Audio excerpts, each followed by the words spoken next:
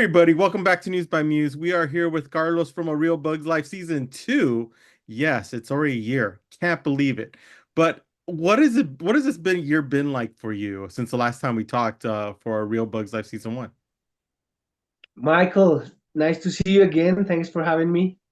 It's been great to see finally the final product and have another surprise for this season of the hard work that we've done on the previous years, filming and thinking and organizing for these films.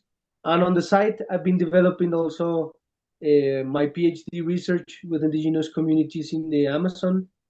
So it's a year of lots of travel, lots of hard work on the field, and on giving talks and conferences of advancing the indigenous knowledge systems of the Amazon forest and what we can learn from them.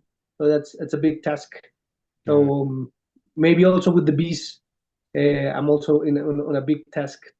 yeah, exactly. And that's the one thing I love about season 2 and what they showed. Being a camera person, I get really nerdy over this stuff. And how you get the shots, how you're able to film this, the meticulous nature of trying to get a story out of real nature that you have no control over is just fascinating. How Yeah, fun is it to be able to show the behind the scenes and to be a part of that? yeah. I mean, it's a lot of it is really fun. There's a part of it that is that you're very nervous on different ways, no? Mhm. On the because you might be there are very small details that you want to nail, the timing, the light, the desire of the cameraman or the director to have a specific behavior. So sometimes you're sweating a lot and you're no, it's I don't know, 30 degrees and you're been working for a week and a half and the animal is tired, you are tired, and you want to give it one more chance.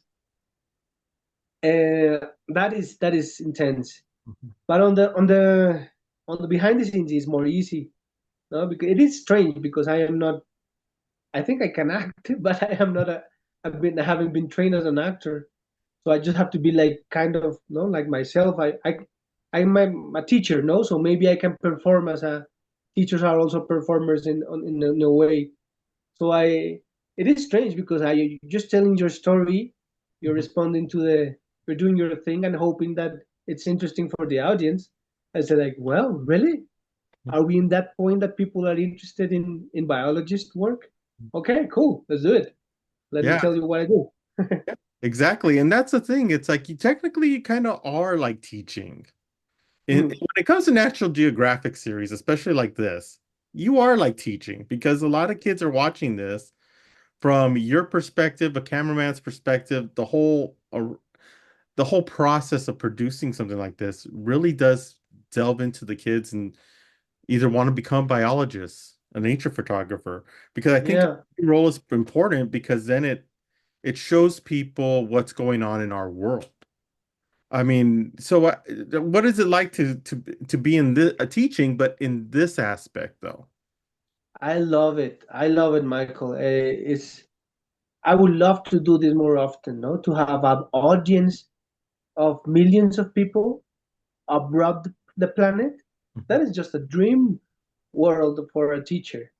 I love small audiences. I love medium, big audiences, but millions and around the world, let's do it. Yeah, Um, I'm happy to transmit the stories.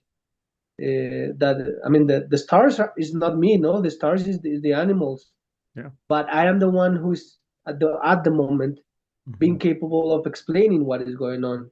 So that's a very nice opportunity, and it gives energy to my life. It gives purpose. So I'm very excited on seeing how it's gone, and hopefully that millions of people are interested in this. And apparently it is. No, the directors are putting their energy on it, deciding that you know what, it's fair and it's good to show the behind the scenes and to honor also part of this human work behind of these animal behaviors. Yeah, and you've done some amazing work, especially when it comes to bees. Before we let you go, we had talked about this last year where we saw the bee population in Los Angeles kind of drop. And this past year, we've actually seen it increase. Hmm. And it's been kind of interesting to see. What do you think it is? Is it an ebb and flow that we're seeing, or is it just climate change that is directing things and they're trying to look for different places to find food, or what have you seen that you think maybe? Yeah, maybe for the audience and for you also know, like, um, evolution and ecosystems is very complex, the Mhm, highest intensity of complexity that you can see. So generalizations are usually very rare or possible to make. Why? What type of bee are we talking about? mhm, What type of population? In what ecosystem? What was the driver for the population to decline? And why do you see that specific population bounce back? mhm, There's a lot of variation. So you tell me about the species, the ecosystem, and the drivers mhm, of pressure to the population.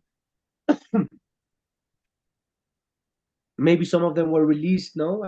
mhm. And in some cases, the changing climate can be worse for a lot of species, but good for one. So it's very hard to answer that one. Yeah. But just have in mind that complexity. Well, we started that questions after when you come to LA, we're able to go somewhere and actually pick down which species. And we can actually break it all down and really talk and go much more in depth into this whole talk because I think it's a very fascinating subject, especially the necessity of having bees and everything else in our nature. Yeah, the Carl, good thing is to follow the topic, no? hmm Follow it yeah, and maybe find the answer. Which is the species hmm and what has happened in the past and what has happened in the future? yes, What can happen? So keep exactly. track on that. Exactly. Carlos, thank you so much for stopping with us again. Great seeing you. Continue the amazing work. We love Thank everything you. you're doing. And don't forget to stay tuned for Real Bugs Life Season 2 on in January.